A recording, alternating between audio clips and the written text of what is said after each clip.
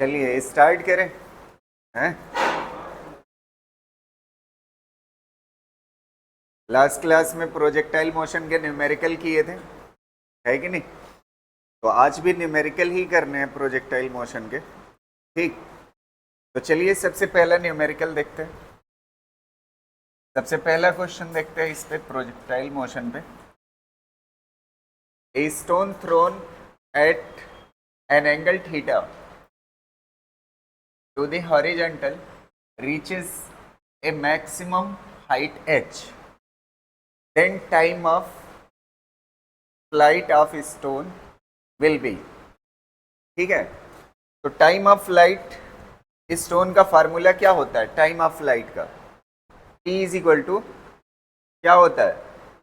2u sine theta upon क्या होता है? g ना, यही होता है टाइम ऑफ फ्लाइट का। इसमें से तो कोई मैच नहीं कर रहा ना, इस ऑप्शन में से कोई मैच कर रहा है? टाइम ऑफ फ्लाइट पूछा है तो फिर कैसे लाएं इस आंसर को? समझ आ रही ना बात? ऑप्शन हमें हिंट कर रहा है। ऑप्शन में क्या दिख रहा है? एच दिख रहा है। क्या दिख रहा है? एच क्या होती है? Maximum height. तो ऑप्शन में अगर एच दिख रहा है तो एच में ला सकता हूं कोशिश करके, देखिएगा।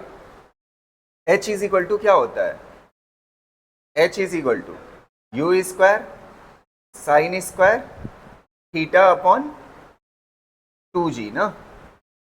अच्छा, यहां से u साइन थीटा निकाल सकते हो।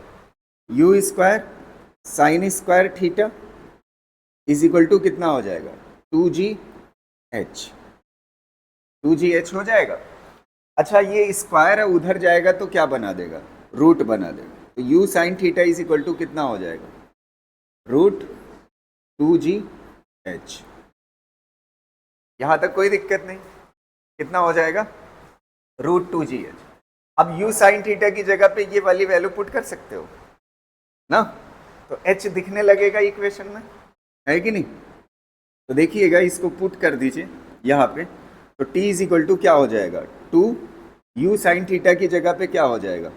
रूट 2gh डिवाइड बाई क्या हो जाएगा? g। और अगर आपको पता हो, इस g की जगह पे आप क्या लिख सकते हो? हैं, रूट जी इंटू रूट जी लिख सकते हो, कोई दिक्कत ना। और ये रूट जी, एक रूट जी क्या कर देगा? कैंसिल। तो कितना बचेगा? 2। और ये दोनों किसके अंदर है? रूट के अंदर। तो कितना हो जाएगा? 2h अपॉन जी। बस, कौन सा ऑप्शन सही है? कौन सा वाला सही है? बी वाला ना। कौन सा सही होगा? क्लियर रहेगा ना ये क्वेश्चन?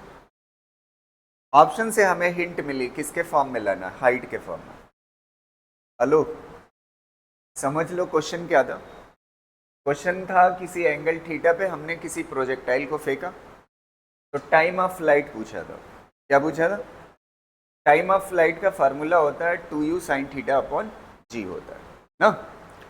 तो मैंने ऑप्शन मैच कराया, तो इसमें से कोई मैच नहीं कर रहा ना, कोई ऐसा फार्मूला है नहीं। तो हमने कोशिश की, इस ऑप्शन से देखा तो हर ऑप्शन में क्या दिख रहा है?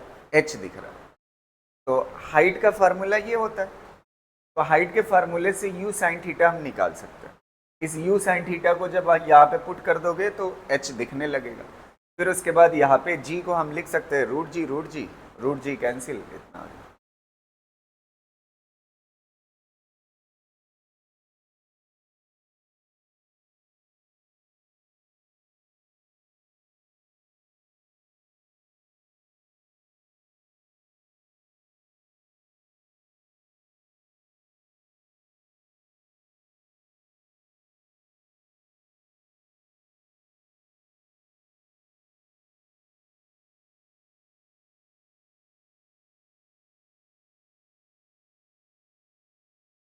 थोड़ा जल्दी जल्दी लिखिएगा, ठीक है,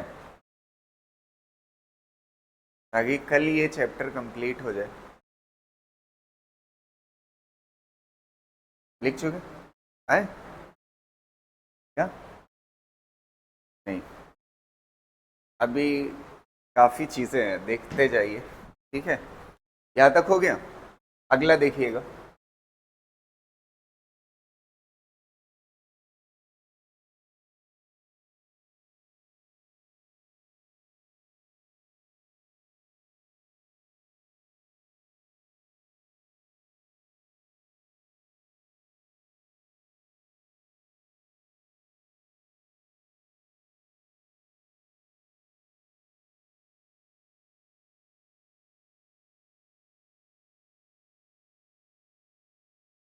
लिख चुके हैं ना। नेक्स्ट क्वेश्चन देखिए,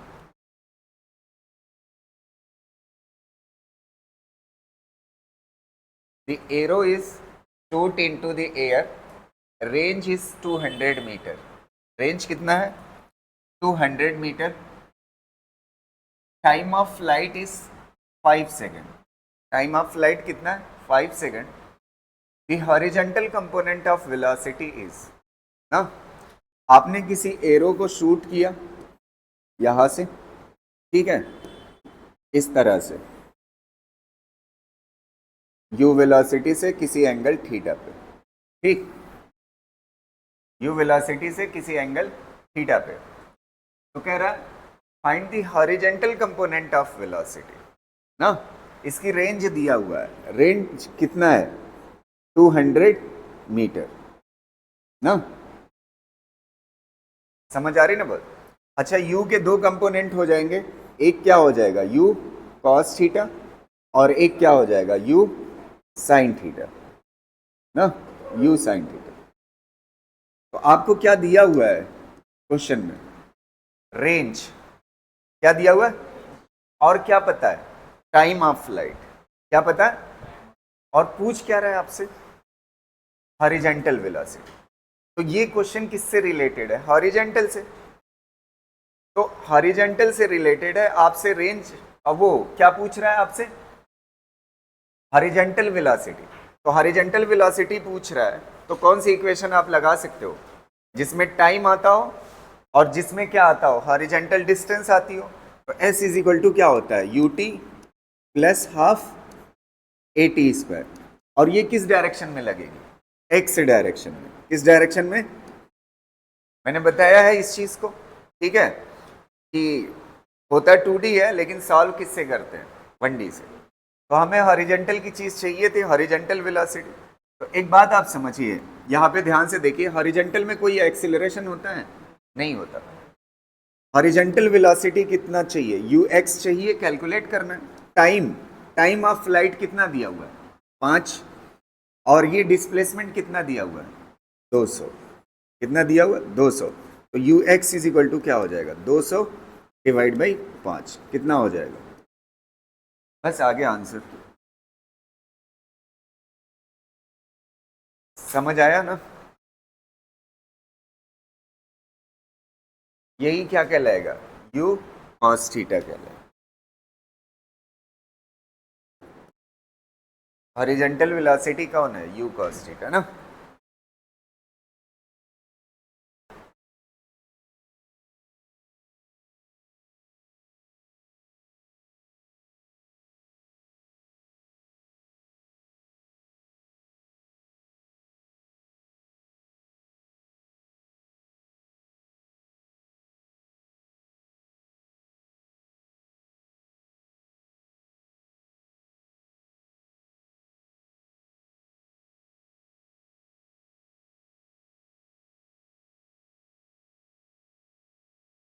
A projectile is fired at an angle of 45 degree with the horizontal ना, कितने डिग्री पे? 45 डिग्री पे। 45 डिग्री पे किसी प्रोजेक्टाइल को फायर किया गया। ये वाला एंगल कितना है? 45 डिग्री, ठीक है। Elevation of the projection at the elevation of the projectile at its highest point, मतलब प्रोजेक्टाइल ऐसे जा रहा होगा इस रास्ते से, कह रहा है जब प्रोजेक्टाइल कहाँ पे पहुंचता है? हाईएस्ट पॉइंट पे। कहाँ पे पहुंचता है? हाईएस्ट पॉइंट पे।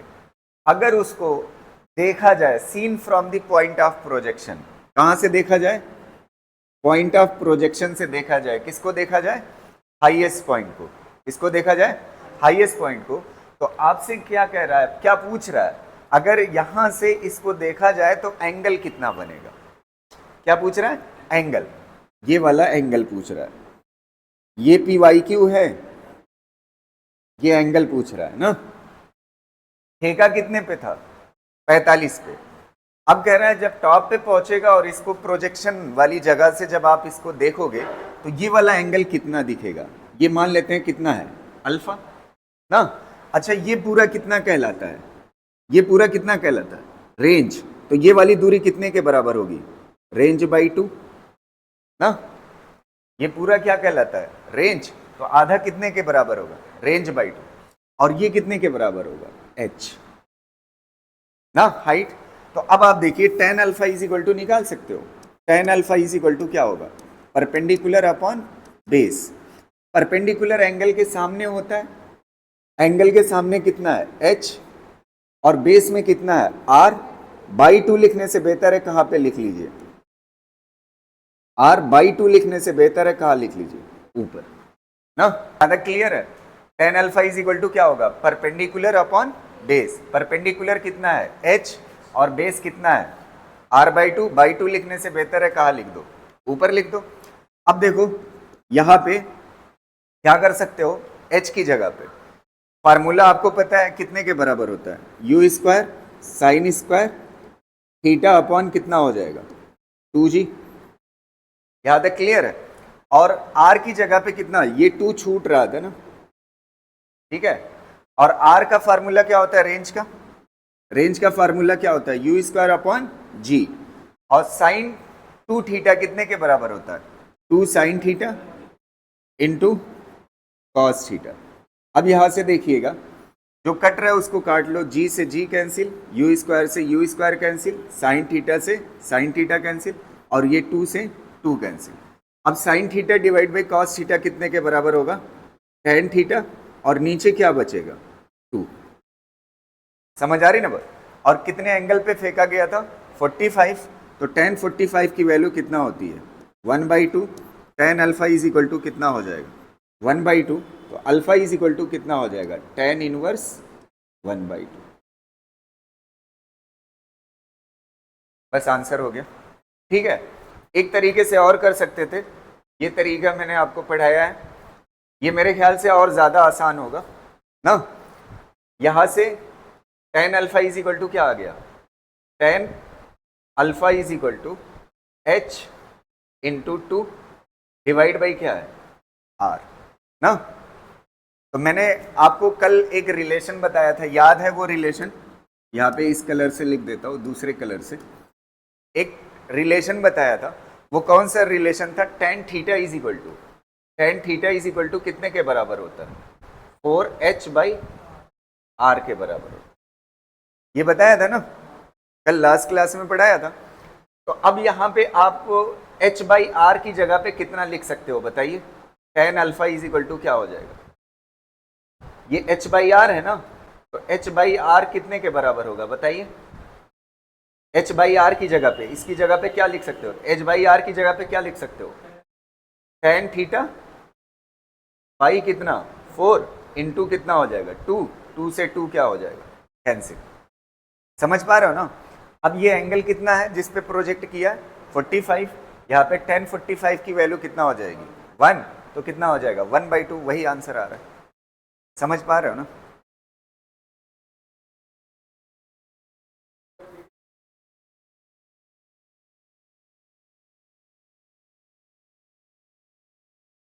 ठीक, नेक्स्ट क्वेश्चन देखिएगा।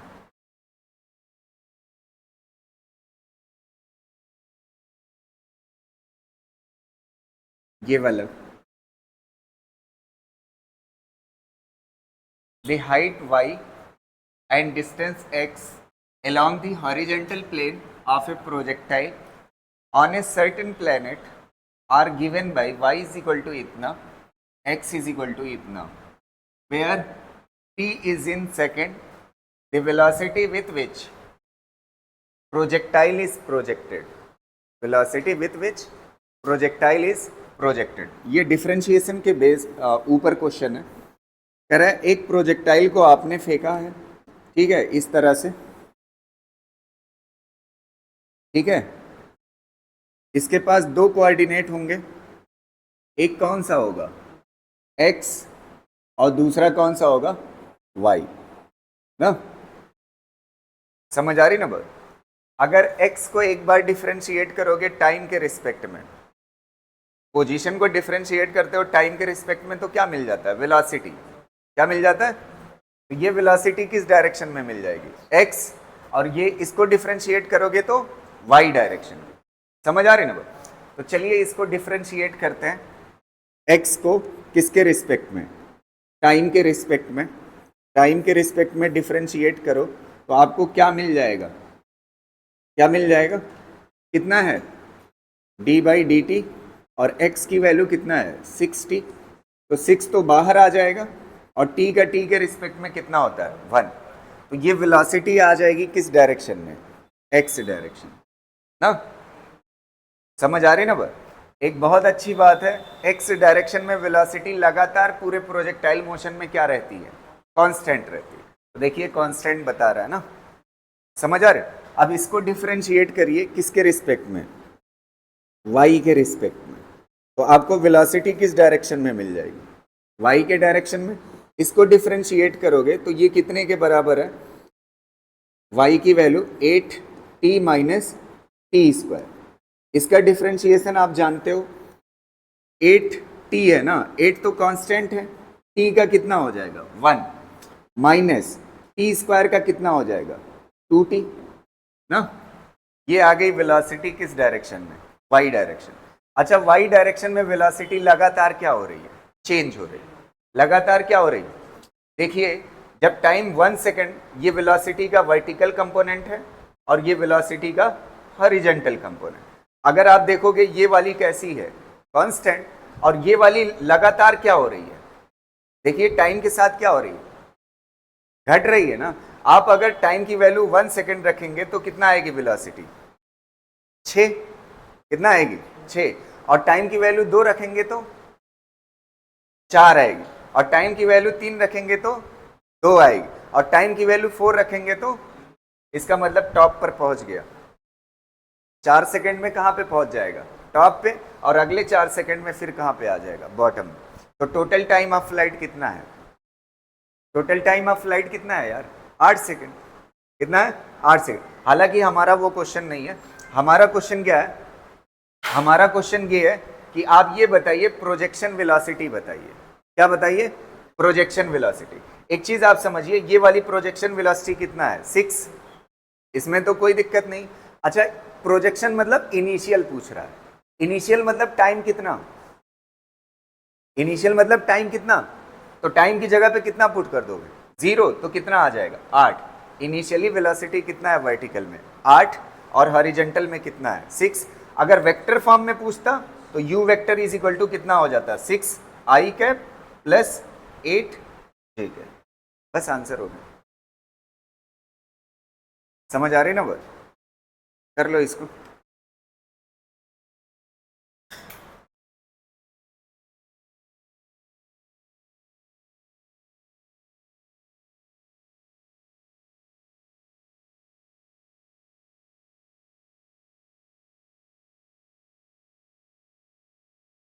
तो कितनी आ जाएगी प्रोजेक्शन वेलोसिटी?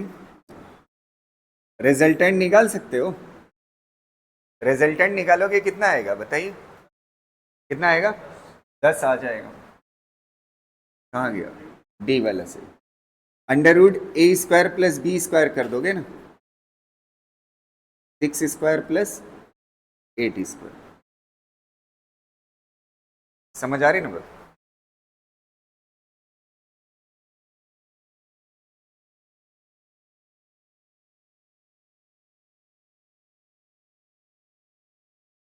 ये कितनी हो जाएगी? 10 मीटर पर।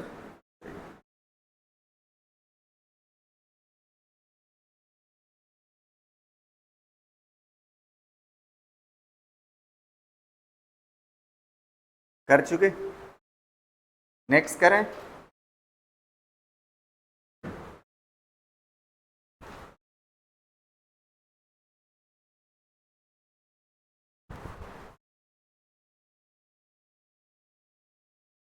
हो गया कि नहीं? हो गया।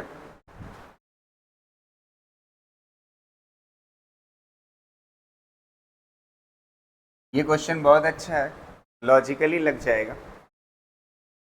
The maximum height attend by A projectile is increase by 5%। कितना percent? 5%। Maximum height attend by the projectile is increase by 5%, keeping the angle of projection constant. Keeping the angle of projection constant. What is the percentage increase in horizontal range? देखिए ये question को समझिए। कह रहा है एक projectile को हमने फेंका ना यू वेलोसिटी से किसी एंगल किस पे? थीटा पे। ठीक है, अब कह रहा है एंगल ऑफ प्रोजेक्शन जो है वो कांस्टेंट रखना है। क्या करना है? मतलब जिस एंगल पे फेंका है उस एंगल को क्या रखना है? कांस्टेंट। अगली स्टेप में क्या होना चाहिए? अगली स्टेप में आप ऐसा फेंको कि इसकी हाइट क्या हो जाए? हाइट क्या हो जाए? 5% क्या हो जाए? बढ़ जाए। तो कह रहा है आपका क्या ख्याल है रेंज के बारे में? रेंज बढ़ जाएगी या सेम रहेगी या क्या रहेगी? कितना परसेंट बढ़ेगी? तो एक चीज आप समझिए, सबसे पहले हाइट का फार्मूला लिख लेते हैं। इसका फार्मूला लिख लेते हैं हाइट का। देखिए h इज इक्वल टू क्या होता है? U square sine square theta upon क्या होता है? 2g। यही होता है ना। अब अगला स्टेप सुनिएगा ध्यान से, बढ़िया से समझिएगा। एक चीज आप देखिए, एंगल ऑफ प्रोजेक्शन को क्या रखना है? कांस्टेंट। क्या रखना है?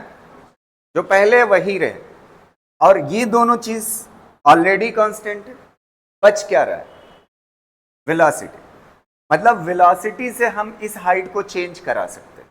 किससे चेंज करा सकते हैं? एंगल को सेम रखें, और ये तो कांस्टेंट ऑलरेडी है, तो आप किससे हाइट चेंज कर सकते हो? वेलोसिटी से। किससे चेंज कर सकते हो? तो हाइट वेलोसिटी पे कैसे डिपेंड कर रही है? Height is directly proportional to you square ना। तो अब रेंज का फार्मूला देखिए, रेंज क्या होता है? रेंज क्या होती है? U square sign 2 theta upon क्या होता है? जी होता है ना। अच्छा, एंगल को आप क्या रख रहे हो? इतना हिस्सा कांस्टेंट, बदलने वाला। तो क्या चीज? रेंज भी कैसी है? तो अगर रेंज और हाइट का रिलेशन वेलोसिटी के साथ सेम है तो परसेंटेज भी क्या होगा? सेम। तो अगर कितना परसेंट, हाइट को कितना परसेंट इंक्रीज किया? 5%, तो रेंज भी कितना बढ़ जाएगी? 5%। बस आंसर हो गया। समझ आ रही है ना बात? कर लीजिए।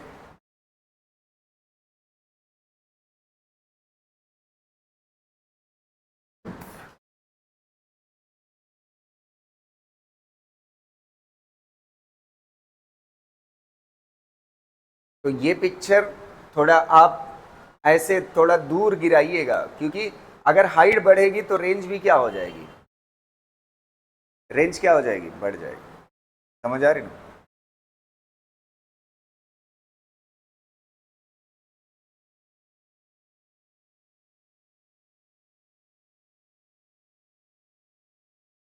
नेक्स्ट करें? लिख चुके? देखिएगा इस क्वेश्चन को।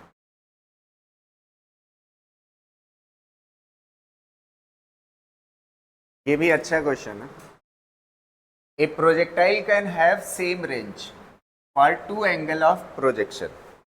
Same range for 2 angle of projection if t1 and t2 be the time of flight in the two cases, then the product of 2 times of flight is directly proportional to range ना।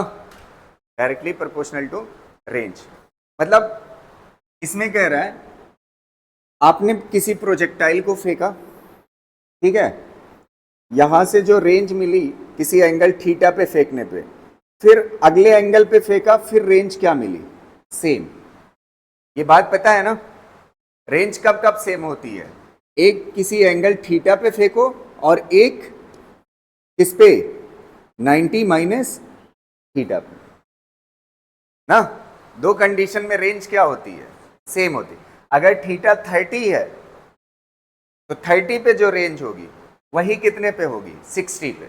ये concept मैं पढ़ा चुका हूं ना। अब कह रहा है तो एक बार कितने पे फेंका, थीटा पे, अगली बार कितने पे फेंका, कितने पे फेंका, दूसरा एंगल कितना है 90 माइनस थीटा। दोनों में रेंज क्या रही है, सेम रेंज क्या रही है।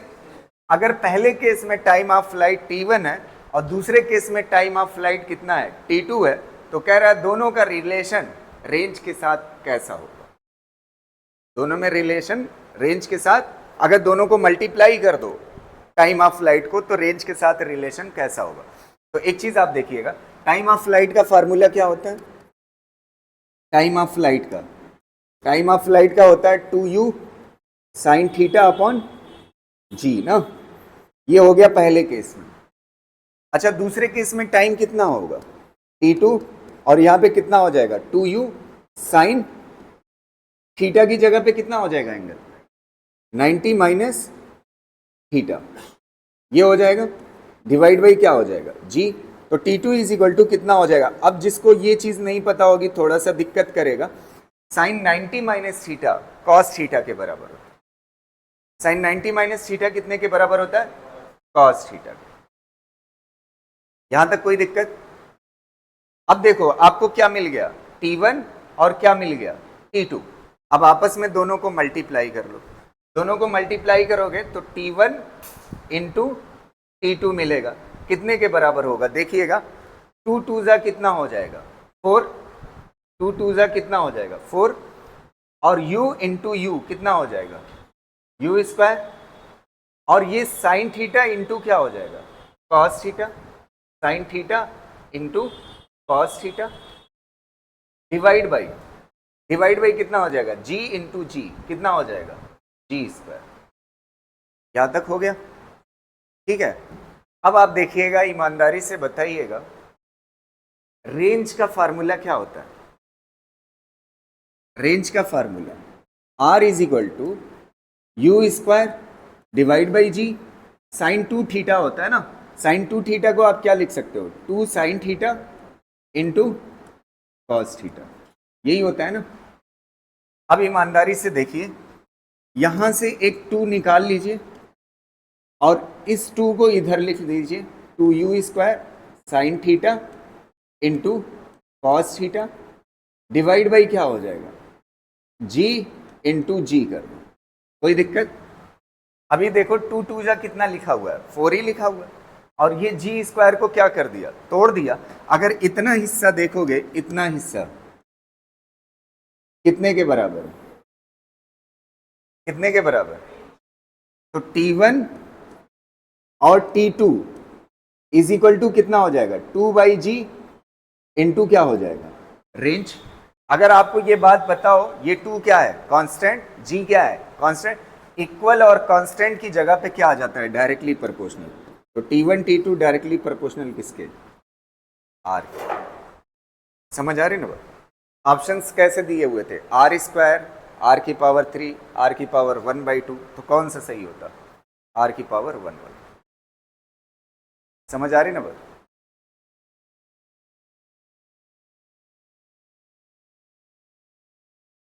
अच्छा, एक आइडिया दीजिएगा मुझे थोड़ा सा, अगर ये टाइम ऑफ फ्लाइट का मल्टीप्लिकेशन पूछ सकता है तो हाइट का भी मल्टीप्लिकेशन पूछ सकता है ना, इसका मल्टीप्लिकेशन। तो अगला क्वेश्चन हाइट पे। समझ आ रही ना बात। ये देखिए वही क्वेश्चन है, 2 stones are projected with same velocity at an angle theta and 90 minus theta।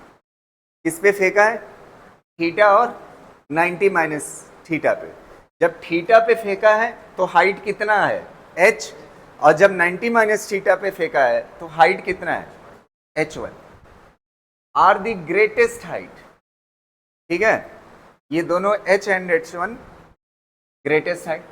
The two paths, in the two paths, what is the relation between R, H and H1? कह रहा है H एंड H1 का किसके साथ, R के साथ, range के साथ रिलेशन कैसा होगा। तो एक बात आप समझिए, सबसे पहले H और H1 निकाल लेते हैं। क्या निकाल लेते हैं? H और H1। H का फार्मूला क्या होता है? U square sine square theta upon क्या होता है? 2G। ये हो गया पहला केस ना। दूसरे केस में कह रहा है U स्क्वायर, वेलोसिटी वही है, वेलोसिटी क्या है? सेम, और साइन, ध्यान से सुनना, साइन थीटा की जगह पे अगला एंगल कितना है? तो साइन 90 माइनस थीटा किसके बराबर होता है? कॉस थीटा के। तो यहां पे क्या हो जाएगा? Cos square theta. या एक स्टेप और बढ़ाना चाहते हो तो बढ़ा लो, यहां पे क्या लिखोगे आप? साइन 90 माइनस थीटा, और इसका क्या हो जाएगा? स्क्वायर डिवाइड बाई कितना हो जाएगा? 2G। तो इसको जब सॉल्व करोगे तो कितना हो जाएगा? U square, U square, U square, और कितना हो जाएगा? कॉस स्क्वायर थीटा अपॉन कितना हो जाएगा? 2G। यहां तक कोई दिक्कत? तो हाइट कितना हो जाएगी? H1। हाइट कितना हो जाएगी? H1।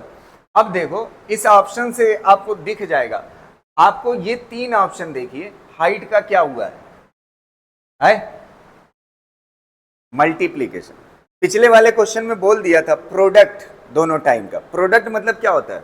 मल्टीप्लीकेशन। तो पिछले वाले में बता दिया था लास्ट लाइन में कि दोनों टाइम को क्या करना है? मल्टीप्लाई। इस बार हाइट को नहीं बताया था क्या करना है, खाली रिलेशन पूछा था। तो यहां पे किससे दिख जाएगा आपको? किससे पता चल जाएगा? ऑप्शन से क्या करना है। तो ये क्या करना है बताइए? दोनों हाइट को मल्टीप्लाई। तो मल्टीप्लाई करके देखिए, ध्यान से देखिएगा, इनको मल्टीप्लाई करोगे तो H and H1 is equal to कितना हो जाएगा? U square into U square ना। तो U square into U square कितना हो जाएगा? चलिए वो कर लेंगे। ये कितना हो जाएगा? साइन स्क्वायर थीटा इंटू क्या हो जाएगा?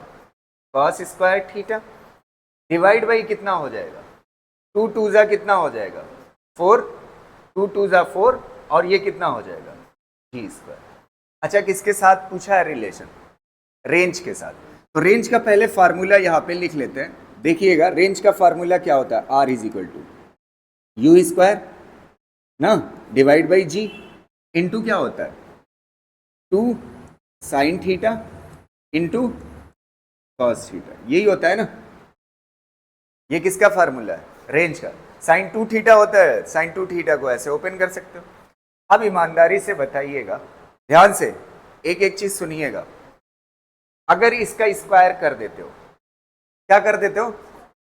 तो U स्क्वायर का स्क्वायर करोगे तो U square into U square आ जाएगा ना। अच्छा, साइन थीटा का स्क्वायर करोगे तो क्या हो जाएगा? Sign square theta. Cos theta का स्क्वायर करोगे तो क्या हो जाएगा? Cos square theta. जी का स्क्वायर करोगे तो क्या हो जाएगा? जी स्क्वायर। खाली एक चीज की कमी दिख रही है, ऊपर क्या नहीं दिख रहा है? 4 नहीं दिख रहा है। क्या नहीं दिख रहा? तो हमें पता है कि अगर कोई इक्वेशन में ऐसा होता है तो 4 से मल्टीप्लाई कर लो और 4 से क्या कर लो, कोई फर्क पड़ेगा नहीं ना। अब आप देखिए, इतना हिस्सा बताइए आप ईमानदारी से, ये कितने के बराबर है? रेंज स्क्वायर के बराबर है कि नहीं? इसका स्क्वायर करो, यही आएगा जो लिखा हुआ है ना। तो रेंज के स्क्वायर के बराबर है, तो ये कितना हो जाएगा? H1 इज इक्वल टू, ये 4 4 जा कितना हो जाएगा? ये ऊपर रेंज, और ये कितना हो जाएगा? 16। तो रेंज इज इक्वल टू कितना हो जाएगा? 16। ये रेंज का स्क्वायर होगा ना। ये कितने के बराबर होगा? रेंज के स्क्वायर के। तो 16 H इंटू H1। तो स्क्वायर उधर जाएगा तो क्या बना देगा? रूट। तो रूट कितना हो जाएगा? 16 H इंटू H1। 16 का रूट कितना आएगा? कौन सा ऑप्शन सही होगा? पहला वाला सही। समझ आया कि नहीं? नहीं समझ आया? कहां पे दिक्कत हो रही? यहां पे देखो, इसका स्क्वायर करो, ये जो जितना गोले के अंदर लिखा हुआ है यही आएगा। U स्क्वायर करोगे, उसका स्क्वायर है ना, तो U की पावर कितना हो जाएगा? U square into U square हो जाएगा। अच्छा 2 का स्क्वायर करोगे तो कितना हो जाएगा 4, तो देखिए 4 लिखा हुआ। साइन थीटा का स्क्वायर करोगे तो sign square theta, cos theta का स्क्वायर करोगे कॉस स्क्वायर थीटा, और यहाँ पे जी का स्क्वायर करोगे तो जी का स्क्वायर। तो इतना जो ब्रैकेट के अंदर है, गोले के अंदर है, वो कितने के बराबर है, रेंज के स्क्वायर के। तो यहाँ पे रेंज का स्क्वायर हो गया, और ये 4 4 जा कितना हो जाएगा 16, 16 को इधर ले आइए, ठीक है। तो यहाँ पे स्क्वायर आएगा तो रूट लग जाएगा, 16 का रूट 4 बाहर आ जाएगा। तो कौन सा सही हो जाएगा, ए वाला।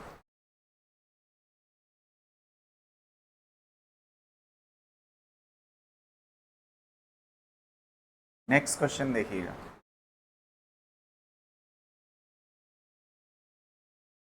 ये वाला क्वेश्चन देखिए, ये PYQ ये भी है और बहुत अच्छा क्वेश्चन है। ए projectile is fired from the surface of the earth with a velocity of 5 meter per second at an angle theta with the horizontal, ठीक है।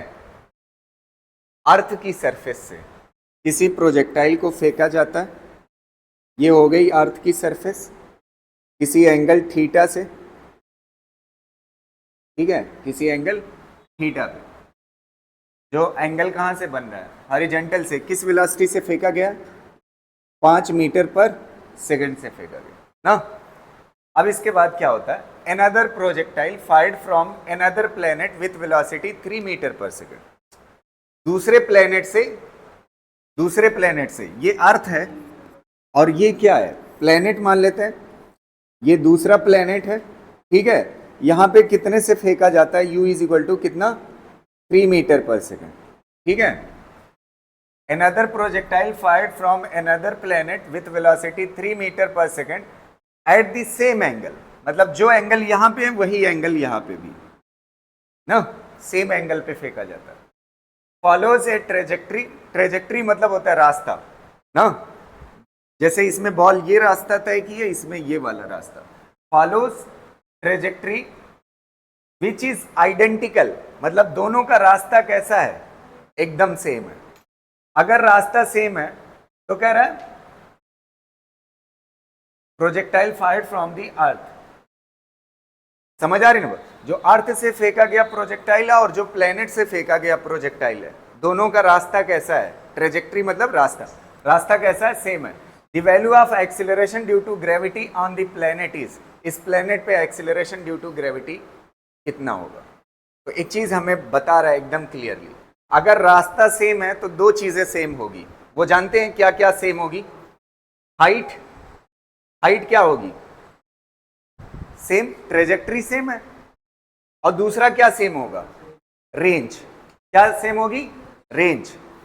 अच्छा कोई टाइम से ना कर देगा कि टाइम ऑफ फ्लाइट दोनों केसेस में सेम होगी, टाइम ऑफ फ्लाइट सेम नहीं होगा, अभी मैं बता रहा हूं रीजन क्यों नहीं होगा। तो इसमें क्या क्या चीजें सेम है, हाइट और रेंज।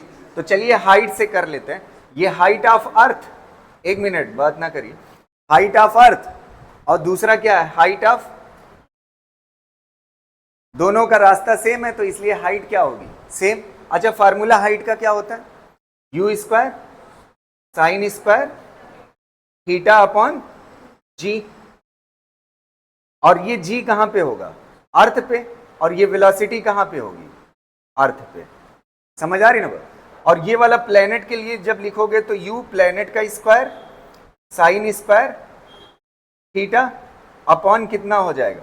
अच्छा यहाँ पे 2 होता है ना, हाइट में क्या होता है 2 होता है, और यहाँ पे कितना हो जाए 2 जी प्लेनेट। यहां तक कोई दिक्कत नहीं ना। अच्छा एंगल को मैंने ये एंगल अर्थ पे और ये एंगल प्लेनेट पे क्यों नहीं रखा है, क्यों नहीं लिखा है, क्योंकि दोनों एंगल क्या बोला है, सेम। तो ये वाली चीज क्या हो जाएगी ना, और 2 से 2 क्या हो जाएगा, क्लियर है। अब आप देखिएगा u अर्थ पे कितना दिया हुआ है, अर्थ पे कितना दिया हुआ है 5 का स्क्वायर ना, अर्थ पे वेलोसिटी कितना है यार 5 का स्क्वायर। अच्छा अर्थ पे g की वैल्यू कितना होती है 10 ना, और यहां पे क्या हो जाएगा, u प्लेनेट कितना दिया हुआ है, प्लेनेट पे कितना है 3 square divide by g planet पूछ रहा है, निकाल सकते हो कि नहीं, g प्लेनेट 3.6, जी प्लेनेट कितना आएगा, सॉल्व करोगे 3.6 मीटर पर सेकेंड स्क्वायर। समझ गए ना? एक मिनट, एक चीज और समझ लीजिए, टाइम से क्यों नहीं, अगर टाइम ऑफ फ्लाइट सेम लेते, क्यों नहीं लिया? टाइम ऑफ फ्लाइट सेम नहीं होगा, रीजन क्या है? एक मिनट, एक मिनट समझना, रीजन क्या है? टाइम ऑफ फ्लाइट सेम लेकर के, अच्छा रेंज से सॉल्व करोगे तब भी आंसर सेम आएगा, आंसर क्या आएगा? लेकिन टाइम ऑफ फ्लाइट से करोगे तो गलत हो जाएगा। रीजन क्या है, ध्यान से देखिएगा। इसका ये वाला कंपोनेंट कितने के बराबर होगा? u cos theta.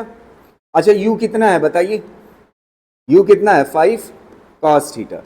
अच्छा यहां पे u कितना है? 3 cos थीटा ना, समझ पा रहे हो ना? अच्छा दोनों केसेस में रेंज कैसी है? रेंज कितने के बराबर है? r के बराबर, और इसमें भी कितने के बराबर है? अच्छा दोनों केसेस में रेंज सेम है ना? रेंज कैसी है? अच्छा टाइम इज इक्वल टू क्या होता है? Distance upon speed. क्या होता है? Distance upon speed. अच्छा इस वाले केस में डिस्टेंस कितना चलना है इसको? अच्छा ये भी बताया ना, 2D के क्वेश्चन सॉल्व करते वक्त जिस डायरेक्शन की डिस्टेंस लीजिए उसी डायरेक्शन की क्या लीजिए? स्पीड लीजिए। तो डिस्टेंस कितने के बराबर है बताइए? r, और स्पीड कितने के बराबर है?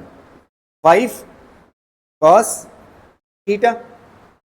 और दूसरे केस में टाइम इज इक्वल टू कितना होगा बताइए? डिस्टेंस कितनी? r, और ये कितने के बराबर है? Speed 3 cos theta. अच्छा दोनों सेम है? कहां सेम है? इसमें कितना है और इसमें कितना है? तो कौन सा टाइम ज्यादा है, कौन सा टाइम कम है? ऊपर वाला कम है और नीचे वाला क्या है? तो टाइम ऑफ फ्लाइट अलग अलग होगा। समझ आ रही ना बात? तो टाइम ऑफ फ्लाइट से इस क्वेश्चन को सॉल्व नहीं कर सकते। क्या क्या चीज से सॉल्व कर सकते हैं? रेंज से या फिर हाइट से। समझ गए ना? कर लीजिए। अब किसी ने क्वेश्चन को पढ़ा, बोला ट्रेजेक्टरी सेम है, तो हाइट भी सेम, रेंज भी सेम, टाइम ऑफ फ्लाइट भी सेम, तो टाइम ऑफ फ्लाइट से कर देगा, गलत हो जाएगा।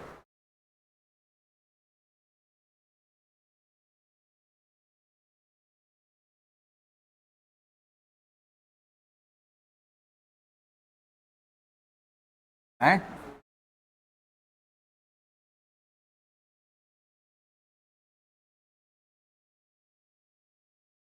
ये वाला क्वेश्चन देखो, बहुत ही हल्का है। If velocity vector of projection of particle इतना, ठीक है, projection, find the angle of projection. क्या पूछा है? Angle of projection. तो एक चीज आप देखिए, ये पार्टिकल को प्रोजेक्ट किया यहाँ पे किसी एंगल थीटा पे, तो ये वाला एक्स वाला कंपोनेंट कितना बता रहा है बताइए? कितना है? 60। और वाई वाला कितना है? 80। तो एंगल ऑफ प्रोजेक्शन पूछ रहा है, तो पहले आप इसको क्या कंप्लीट कर लोगे? पैरेललोग्राम। पैरेललोग्राम ऐसे कंप्लीट कर लोगे ना। अगर ये 80 है तो ये भी कितना होगा? 80। अब आपसे थीटा पूछा है ना, एंगल ऑफ प्रोजेक्शन थीटा ही है ना, तो tan theta is equal to क्या होता है? Perpendicular upon base. परपेंडिकुलर मतलब एंगल के सामने कितना है? 80, और बेस कितना है? 60। तो ये क्या हो जाएगा? कैंसिल। और ये कितना हो जाएगा? 4 डिवाइड बाई 3। तो tan थीटा 4 डिवाइड बाई 3 जब होता है तो एंगल क्या होता है बताइए? tan थीटा 4 डिवाइड बाई 3 जब होता है, तो ये ट्रायंगल आपको पता है 4 3 5, तो यहाँ पे एंगल कितना होता है? 53 ना। और जब ऐसे होता है 3 4 5, एंगल के सामने कितना हो? 3, यहाँ पे एंगल के सामने 4 था, जब 3 होता है तो कितना होता है? 37। तो ये वाला तो है नहीं। tan थीटा किसके बराबर होता है? Perpendicular upon base. परपेंडिकुलर ये है 4 और बेस कौन है? 3। 4/3 होगा तो कितना हो जाएगा? 50 ना। एक क्वेश्चन और सुन लो फिर इसके बाद लिखो। अगर ये प्रोजेक्शन वेलोसिटी थी, क्या थी? अगर कोलिजन वेलोसिटी पूछता है टकराते वक्त, तो क्या होती बताइए? कोलिजन वेलोसिटी कैसे लिखते हैं? जो हॉरिजॉन्टल वाली है ये वाली, ये तो सेम रहती ना, 60 आई कैप, हॉरिजॉन्टल वेलोसिटी चेंज नहीं होती, 60 थी तो 60 रहेगी ना। और ये वाली कैसी हो जाती, पलट जाती है, 60 आई कैप माइनस कितना हो जाता, 80 जे कैप, ये वाली कितना हो जाती, 80 हो जाती। समझ आ रहे हो? जो ऊपर थी वो किधर हो जाती, नीचे, और हॉरिजॉन्टल वाली सेम रहती। तो इसी क्वेश्चन में आपसे प्रोजेक्शन वेलोसिटी दिया हुआ था, कोलिजन वेलोसिटी पूछ सकता था ना। तो बस क्या करना है, वाई वाले को क्या कर देना है, माइनस कर। समझ पा रहे हो ना, कर लीजिए इसको।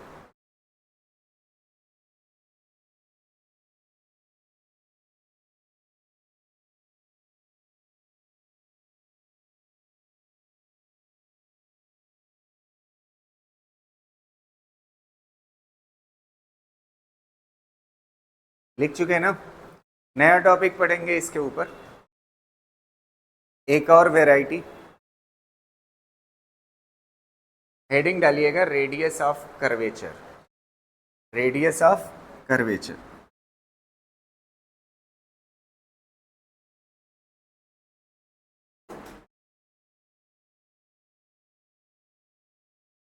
Radius of curvature.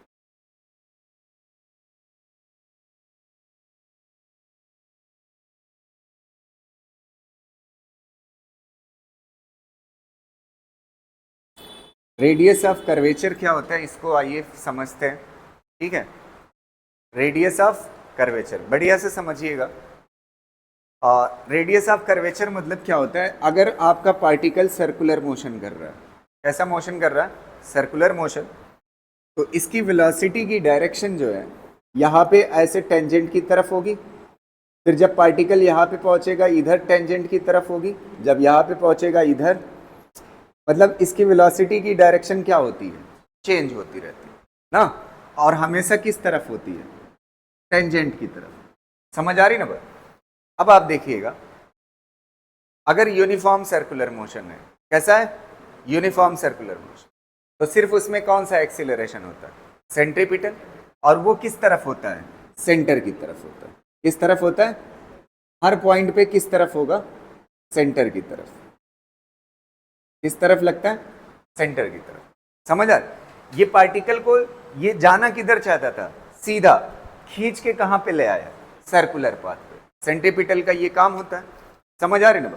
तो एक खासियत आप देख पा रहे हो, वेलोसिटी से सेंट्रीपिटल लगातार कितने डिग्री पे है, कितने डिग्री पे है, 90 डिग्री पे। तो अब आप समझिए, सेंट्रीपिटल का मैं फार्मूला पढ़ा चुका हूं। Centripetal acceleration is equal to क्या होता है, वी स्क्वायर अपॉन आर। तो आर इज इक्वल टू क्या हो जाएगा, V square upon centripetal acceleration, यही हो जाएगा ना। तो ये जो आर है यही क्या कहलाती है, रेडियस ऑफ कर्वेचर। क्या कहलाती है, रेडियस ऑफ। इस वाले कॉन्सेप्ट में बहुत अच्छी बात जानते हैं क्या है, बहुत अच्छी बात यह है कि एक ही रेडियस पे घूमता है।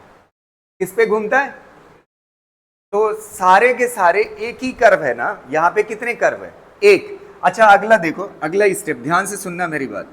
अगर कोई पार्टिकल ऐसे रास्ते पे घूमता, ऐसे ऐसे वाले ऐसे रास्ते पे घूमता, समझ आ रही ना बात, ध्यान से सुनना। अब आप देखिएगा, ये वाला जो कर्व है ये अलग सर्किल का हिस्सा है, बढ़िया से देखिएगा, ये अलग सर्किल का हिस्सा है ना। और ये वाला देखेंगे तो अलग सर्किल का हिस्सा है, और यहां पे देखेंगे तो ये और बड़े सर्किल का हिस्सा है ना। और यहां पे देखेंगे तो ये तो बहुत बड़े सर्किल का हिस्सा है, और यहां पे देखेंगे तो ये अलग सर्किल का हिस्सा है। समझ आ? तो हर जगह आप देखिए, ये पूरा कर्व अगर मानते तो सबकी, अरे यार, ये सबकी रेडियस क्या है, देखिए ये रेडियस क्या है, अलग अलग है ना। रेडियस क्या है, समझ पा रहे? इस वाले में क्या था, हर जगह क्या थी, रेडियस। इसी को क्या बोलते हैं, रेडियस ऑफ कर्वेचर बोलते। अच्छा एक बात बताओ, ये कोना है ना, ये बहुत छोटा सा कोना है, ये यहां पे देखना, यहां पे सर्किल इतना ही बड़ा बनेगा, तो ये क्या कहलाएगा, रेडियस ऑफ कर्वेचर ना। तो रेडियस ऑफ कर्वेचर हर जगह का क्या है, अलग अलग। अच्छा एक बात बताओ, ये वाले का अगर क्या कहते हैं, रेडियस ऑफ कर्वेचर छोटा है और इसका क्या है, बड़ा है, तो जैसे जैसे, अच्छा इस वाले का देखिए रेडियस ऑफ कर्वेचर, इस वाले पॉइंट ये क्या है, बहुत बड़ा है, क्योंकि लगभग ये लाइन क्या हो रही है, सीधी, लगभग ये लाइन क्या हो रही है। तो अगर मैं आपसे एक क्वेश्चन पूछूं, अगर कोई स्ट्रेट लाइन है, कैसी लाइन है, तो उसका रेडियस ऑफ कर्वेचर क्या होगा, इनफाइनाइट होगा, क्योंकि वो किस सर्किल का हिस्सा होगा, इनफाइनाइट रेडियस सर्किल का हिस्सा होगा। समझ पा रहे हो ना। तो रेडियस ऑफ कर्वेचर फील आया। सर्कुलर मोशन में एक ही रेडियस होती, लेकिन जब इस तरह की सरफेस पे होगा तो उसके पास क्या होगी, कई रेडियस होगी। तो रेडियस ऑफ कर्वेचर हम किसके अंदर, कौन सा टॉपिक पढ़ रहे हैं, प्रोजेक्टाइल मोशन, कौन सा टॉपिक पढ़ रहे हैं, तो उसके अंदर मुझे पढ़ना है रेडियस ऑफ कर्वेचर। क्या पढ़ना है, रेडियस ऑफ कर्वेचर। तो देखिएगा रेडियस ऑफ कर्वेचर समझ आ गया, और रेडियस ऑफ कर्वेचर निकालते वक्त फार्मूला क्या होगा, वेलोसिटी का स्क्वायर डिवाइड बाई एक्सीलरेशन। और वेलोसिटी से एक्सीलरेशन लगातार कितने पे होना चाहिए, 90 पे। किस पे होना चाहिए, तब जाके आपका क्या निकलेगा, रेडियस ऑफ कर्वेचर। अब अगली चीज सुनिएगा ध्यान से, इस चीज को फील आने के बाद अब बढ़िया से समझिएगा। देखिएगा प्रोजेक्टाइल मोशन की ट्रेजेक्ट्री ऐसे होगी, यहां पे ऐसे होगी, समझ आ रही ना।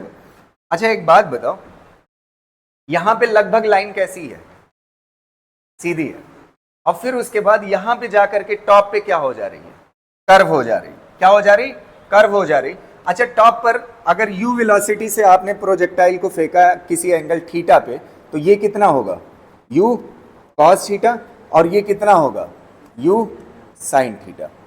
यहां तक क्लियर है। अच्छा टॉप पर ये वाली वेलोसिटी क्या हो जाती है, वर्टिकल वाली, 0, और यहां पे कितनी हो जाएगी, u cos थीटा।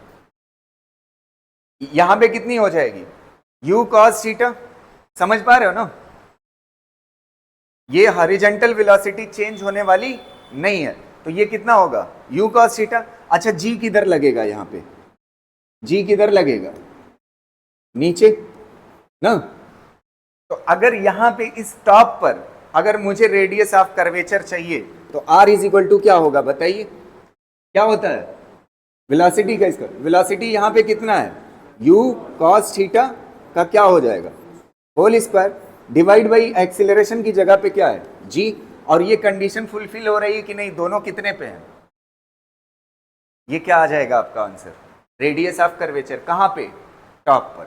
कहां पर आ जाएगा, टॉप पर। समझ आ रही ना बात, क्लियर रहेगा। और एक बात बताऊं, रेडियस ऑफ कर्वेचर यहां इनिशियली लाइन लगभग कैसी है, सीधी है। सीधी मतलब इसका रेडियस ऑफ कर्वेचर क्या होगा, इनफाइनाइट। तो इसका मतलब रेडियस ऑफ कर्वेचर धीरे धीरे यहां पे क्या हो रहा है, कम हो रहा है। तो सबसे कम कहां पे होता है, टॉप पर होता है। तो इसलिए सबसे ज्यादा कहां से क्वेश्चन पूछा जाता है, टॉप से पूछा जाता है। समझ पाए ना। तो रेडियस ऑफ कर्वेचर निकाल ले जाओगे, इसको करिए, फिर एक क्वेश्चन देखते हैं जिसमें पूरा कॉन्सेप्ट क्लियरिटी मिल जाए हमें। हाँ नहीं, ये सर्कुलर मोशन में सेंटीपिटल का फार्मूला होता है, a centripetal is equal to v square upon r, centripetal acceleration.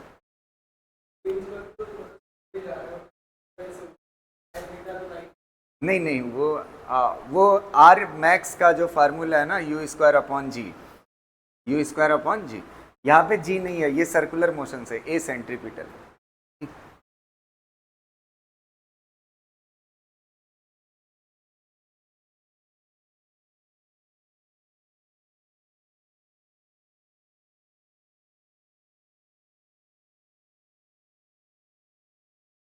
देखो, ए प्रोजेक्टाइल इज प्रोजेक्टेड, क्वेश्चन क्या है, ए projectile is projected with initial velocity कितना, 20 मीटर पर सेकंड, मेकिंग एन एंगल कितना, थीटा। थीटा नहीं है, 60 डिग्री कर लीजिए, कितना कर लीजिए, 60 degree, making an angle 60 degree with the horizontal with the horizontal from the ground, determine the radius of curvature of the path. पहले कहाँ पे बताना है? At maximum height. तो पार्टिकल ऐसे जा रहा है, ठीक है, किस वेलोसिटी से फेंका है? कितनी वेलोसिटी से? 20 मीटर पर सेकेंड। और कितने एंगल पे फेंका है? 60 पे। कितने पे फेंका है? 60 पे। तो आपसे कह रहा है टॉप पर, मैक्सिमम हाइट पर, आप बताइए रेडियस ऑफ कर्वेचर कितना होगा? आपको फार्मूला दिया हुआ, टॉप पर पूछा, रेडियस ऑफ कर्वेचर का फार्मूला क्या है? u cos theta upon g, इसका स्क्वायर है ना। ये कहां पे वेलोसिटी है? यहां पे वेलोसिटी कितने के बराबर होगी? ये कितना है? 20। तो ये कितना हो जाएगा? 20 cos 60। cos 60 की वैल्यू कितना होगी बताइए? 1/2। कितना आएगी ये?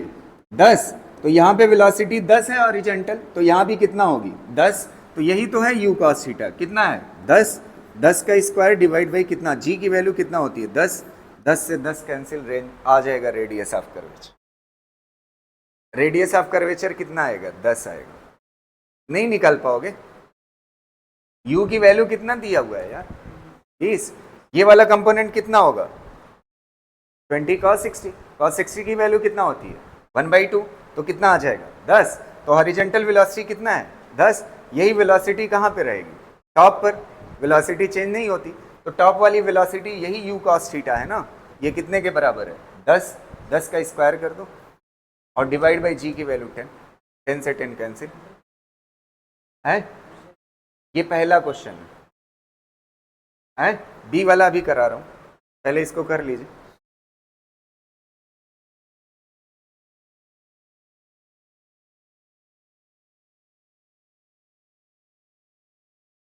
हो गया? एक मिनट। अब बी वाला पार्ट देखते हैं। बी वाला इंपॉर्टेंट है और इसमें बहुत कुछ सीखना है। देखिएगा इसकी पिक्चर, जब यहाँ पे पहुंचता है, आपको मैंने बताया है कि जैसे जैसे आगे बढ़ेगा यहाँ से इस रास्ते से, वैसे वैसे इसका एंगल क्या होता है? कम होता है, घटता है ना। एंगल क्या होता है? कह रहा है यहाँ पे जो वेलोसिटी है, वेलोसिटी ऐसे होगी ना टेंजेंट की तरफ, ये वेलोसिटी v ना। अब एंगल कितना बन रहा है? कितना degree? Making an angle 30 degree. तो पहले 60 बन रहा था, अब कितना बन रहा है? 30 डिग्री। ध्यान से सुनिएगा, इसमें यही चीज सीखना है, बहुत इंपॉर्टेंट है, ठीक है। रेडियस ऑफ कर्वेचर का फार्मूला क्या होता है ओरिजिनली? यहां पे लिख लेते हैं। r इज इक्वल टू क्या होता है? v स्क्वायर अपॉन एक्सीलरेशन ना। v कौन सी वेलोसिटी? वेलोसिटी और एक्सीलरेशन में कैसा होना चाहिए? दोनों एक दूसरे से कैसे होने चाहिए? परपेंडिकुलर होने चाहिए। अब आप ध्यान से सुनिएगा, कल इस तरह के मैंने मतलब लास्ट क्लास में 2 क्वेश्चन कराए थे, ठीक है, बढ़िया से समझिएगा। सबसे पहले इस पॉइंट पे मुझे चाहिए वेलोसिटी। क्या चाहिए? तो एक चीज मुझे पता है, ये वाला कंपोनेंट कितने के बराबर होगा बताइए? v cos 30 ना। v cos 30 के बराबर होगा। ये वाला कंपोनेंट कितने के बराबर होगा? अच्छा, ये जो v cos 30 है, ये इसी के बराबर है ना। हॉरिजॉन्टल वेलोसिटी चेंज नहीं होती, तो ये वाली वेलोसिटी इनिशियली कितना है? x डायरेक्शन में 10। तो यहां भी कितना होगी? 10 के बराबर। तो v cos 30 is equal to कितना लिख लोगे? v cos 30 is equal to कितना हो जाएगा बताइए? 10। तो cos 30 की वैल्यू कितना होती है? cos 30 की वैल्यू √3/2 इज इक्वल टू कितना हो जाएगा? 10।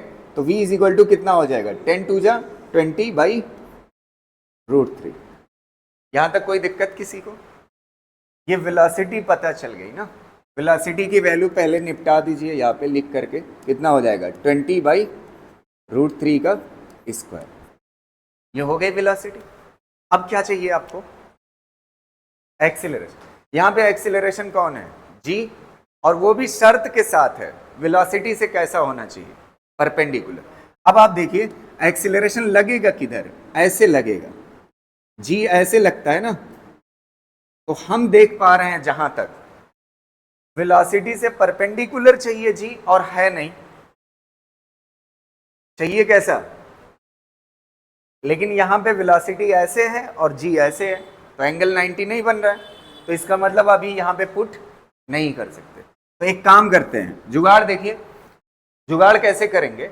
एक बात मुझे बताइए, कैसा चाहिए एक्सीलरेशन, एक्सीलरेशन कैसा चाहिए, परपेंडिकुलर ना, तो परपेंडिकुलर में लाइन ऐसे बना सकता हूं, देखिए ये परपेंडिकुलर है कि नहीं, ये लाइन परपेंडिकुलर है वी से, है ना, वी से। अब एक बात बताइए, मैंने आपको कई दफा पढ़ाया इस बात को, कई बार बताया कि इन दो लाइनों के बीच एंगल पता है ना कितना डिग्री है। तो इन दो लाइनों पे, ये येलो कलर और ग्रीन कलर वाली लाइन पे देखिए, ये दो लाइन परपेंडिकुलर हैं कि नहीं है। इस वाली लाइन पे ये परपेंडिकुलर और इस वाली लाइन पे ये परपेंडिकुलर है ना। तो मैंने बताया कि अगर दो लाइनों के बीच का एंगल थीटा है, तो उसकी दो परपेंडिकुलर लाइन भी होगी तो उसका एंगल क्या होगा, थीटा। तो ये भी कितना हो जाएगा, 30 डिग्री। कितना हो जाएगा, 30 डिग्री ना। तो अगर पता चल गया तो ये जी का कंपोनेंट कितना कहलाएगा, बताइए, जी कॉस, नहीं समझ आया, कंपोनेंट कैसे करते हो, जिससे एंगल लगा होता है वो क्या होता है, कॉस थीटा। तो ये वाला कंपोनेंट कितना हो जाएगा जी का, जी कॉस 30 हो जाएगा। तो वेलोसिटी से परपेंडिकुलर है कि नहीं, तो बस इसकी वैल्यू रख दीजिए, जी, जी कॉस 30। अब आपको पता है जी की वैल्यू कितना है 10, और कॉस 30 की वैल्यू कितना होती है, बस सॉल्व कर लो, आंसर आ जाएगा। एक मिनट, कुछ लोग एक जगह गलती कर सकते हैं और उनके जहन में एक बात आ सकती है, डाउट, अभी हो सकता है आपके जहन में ना हो लेकिन आ सकता है पढ़ते वक्त, ध्यान से देखना। कुछ लोग यहां पे ये सोच बैठेंगे ना, यहां पे वेलोसिटी जैसी थी वैसी रखी, एक मिनट, हेलो, वेलोसिटी जैसी थी वैसी रखी, कंपोनेंट किसका किया, जी का। तो एक चीज आप देखिए, सर्कुलर मोशन करते वक्त वेलोसिटी हमेशा किस तरफ होती है, वेलोसिटी हमेशा किधर होती है, टेंजेंट की तरफ। एक्सीलरेशन कितने पे होता है, 90 पे। तो एक्सीलरेशन को 90 पे लाना पड़ेगा कंपोनेंट करके। कुछ लोग चालाकी ये कर देंगे ना, गलती, थोड़ा सा देखना ध्यान से, वेलोसिटी ये वाली ले लेंगे और एक्सीलरेशन ये वाला ले लेंगे, तुरंत आंसर चला जाएगा। क्योंकि वेलोसिटी जो है ना, वेलोसिटी किधर होती है हमेशा, टेंजेंट की तरफ ना। तो वेलोसिटी जो है वही रखना है, किसका कंपोनेंट करके लाना है, परपेंडिकुलर, जी का करके लाना है, तब जाके आंसर क्या आएगा, सही आएगा। समझ आ रही ना बात। आप ये वाला वेलोसिटी का कंपोनेंट लेकर के और ये जी की वैल्यू लेकर के आंसर नहीं ला सकते, आंसर गलत हो जाएगा। समझ आ रहे, क्योंकि आपने किसका कंपोनेंट यूज कर दिया, वी का। वेलोसिटी हमेशा किधर होती है, वेलोसिटी हमेशा किधर होती है बताइए, टेंजेंट की तरफ ना। तो वेलोसिटी कौन सी लेनी है, टेंजेंट वाली। तो ये वाली टेंजेंट है ना, ये थोड़ी है टेंजेंट, ये तो कंपोनेंट है। समझ पा रहे हो ना। तो कंपोनेंट किसका करना है, जी का करना, कंपोनेंट किसका करना है, जी का। समझ पाए कि नहीं, पक्का। चलिए, बस यही दो वैरायटी बन सकती है इसमें। एक टॉपिक और पढ़ाऊं है, या 10 मिनट का रेस्ट दूं फिर पढ़ा है, आधी घंटे, वो मतलब 20 मिनट आधी घंटे का है टॉपिक, ट्रेजेक्ट्री। ऐसे कंटिन्यूअस पढ़ा दूं, कोई दिक्कत तो नहीं है ना, चलिए पढ़ा देता हूं।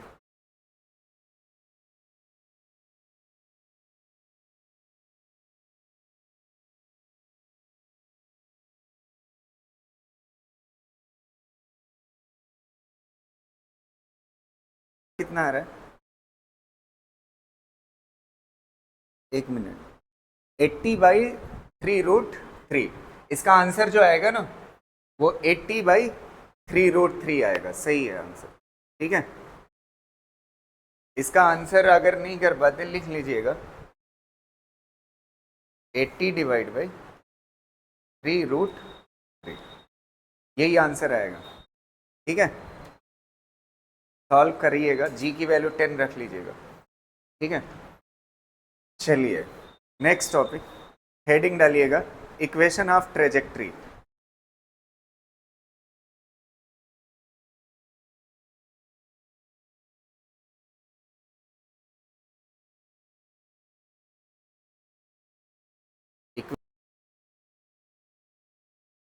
चलिए हो गया ना। आइए देखते हैं इक्वेशन ऑफ ट्रेजेक्ट्री। ये भी बहुत इंपॉर्टेंट टॉपिक है, ठीक है, प्रोजेक्टाइल मोशन का। इक्वेशन ऑफ ट्रेजेक्ट्री क्या होता है वो समझते हैं। जब किसी प्रोजेक्टाइल को किसी एंगल थीटा पे फेंकते हो आप इस तरह से, ठीक है, यू स्पीड से फेंका किसी एंगल थीटा पे, ठीक है, तो कह रहा है उसकी इक्वेशन ऑफ ट्रेजेक्ट्री क्या होगी, उसकी इक्वेशन ऑफ ट्रेजेक्ट्री क्या होगी। तो एक चीज आप समझिए, अभी समझ आ जाएगा क्या होता है इक्वेशन ऑफ ट्रेजेक्ट्री का मीनिंग। सबसे पहली चीज, ये 2D मोशन है, कैसा है 2D मोशन, इसके दो कंपोनेंट हो जाएंगे, ये क्या हो जाएगा u cos थीटा और ये क्या हो जाएगा u sin थीटा, यही होगा, ठीक है। अच्छा, ये पूरा रास्ते चलते चलते अपने कोऑर्डिनेट को क्या करता है, इसका कोऑर्डिनेट बदल रहा है ना। देखिए इस वाले पॉइंट के लिए x की वैल्यू अलग है, y की वैल्यू अलग है, और जब यहां पहुंचेगा तो x की वैल्यू ये होगी, y की वैल्यू ये होगी। x और y दोनों क्या हो रहा है, चेंज हो रहा है। तो अगर मुझे x जानना है कि पार्टिकल कितना x में चला है ना, कितना x में चला है, और दूसरी चीज पार्टिकल कितना y में चला है, अगर मुझे जानना होता था तो 1D की इक्वेशन से सॉल्व करते हैं। किससे सॉल्व करते हैं, 1D की इक्वेशन। जैसे मान लेते हैं पार्टिकल की पोजीशन ये है, ये जो ग्रीन कलर है ये है, तो कितना x में चला और कितना y में चला, अगर ये मुझे जानना है तो कैसे मैं पता करूंगा, ये वाली इक्वेशन यूज करते थे, s is equal to U T plus half A T square ना। अब अगर x डायरेक्शन की डिस्टेंस जानना है, किस डायरेक्शन की, x डायरेक्शन की, तो x डायरेक्शन की जानना है तो सारी चीजें कहाँ की लोगे आप, x डायरेक्शन की ना। x डायरेक्शन में एक्सीलरेशन क्या है, 0। अच्छा, इनिशियल वेलोसिटी x डायरेक्शन में कितने के बराबर है, u cos थीटा, और यहाँ पे कितना हो जाएगा टाइम t, और यहाँ पे डिस्प्लेसमेंट कितना कहलाएगा, ये डिस्प्लेसमेंट कितना कहलाएगा x ना। क्लियर है ना। अब अगला स्टेप देखिएगा, दूसरा यहाँ पे मैं लिख रहा हूं, अगर यही y जानना होता, क्या जानना होता, y जानना होता, तो s इज इक्वल टू कौन सी इक्वेशन यूज करते, you T plus half A T square. इस पे क्वेश्चन भी करा चुका हूं मैं, समझ आ रही है। अब कैसी दूरी जानना है, कौन सा कोऑर्डिनेट जानना है, y, तो y जानना है तो ये सारी चीजें कहाँ की हो जाएगी, y की हो जाएगी। अच्छा, यहाँ पे y में डिस्प्लेसमेंट कितना है, y कहलाएगा, समझ आ रही ना। और यहाँ पे इनिशियल वेलोसिटी कितना है y में, u sin थीटा, और यहाँ पे कितना हो जाएगा t, और एक्सीलरेशन की जगह पे कितना हो जाएगा g, और यहाँ पे कितना हो जाएगा t स्क्वायर। वर्टिकल में एक्सीलरेशन कितने के बराबर है, g के बराबर। अब आप देखिए, इक्वेशन ऑफ ट्रेजेक्ट्री बनाना है तो यहां से t इज इक्वल टू कितना लिख सकते हो आप, t इज इक्वल टू कितना होगा, x divide by you cos theta ना। अब इसको उठा करके यहां पे पुट कर सकते हो टाइम की वैल्यू। तो जब आप पुट करोगे तो देखिएगा ये y इज इक्वल टू क्या हो जाएगा, थोड़ा ध्यान से देखिएगा, u sin theta, u sin theta, और t की जगह पे आप पुट करिए, t की जगह पे आप क्या पुट करने जा रहे हैं, x डिवाइड बाई क्या हो जाएगा, u cos थीटा, यही है ना t की जगह पे, समझ आ रही ना, x divide by u cos theta. और फिर उसके बाद यहां पे क्या लिख लोगे, माइनस हाफ g ऐसे ही रहेगा, और टाइम की जगह पे कितना हो जाएगा बताइए, टाइम की जगह पे x u cos थीटा, और उसका स्क्वायर है तो क्या हो जाएगा, x square divide by U square cos square theta, ये हो जाएगा। अच्छा एक बात बताओ, यहां से कुछ कट रहा है, u से u क्या हो जाएगा, u से u, तो y इज इक्वल टू क्या हो जाएगा बताइएगा, sine theta divide by cos theta क्या हो जाएगा, tan थीटा, तो ये क्या हो जाएगा x tan थीटा, हो गया ना। और ये कितना हो जाएगा, minus half g x square divide by U square cos square theta.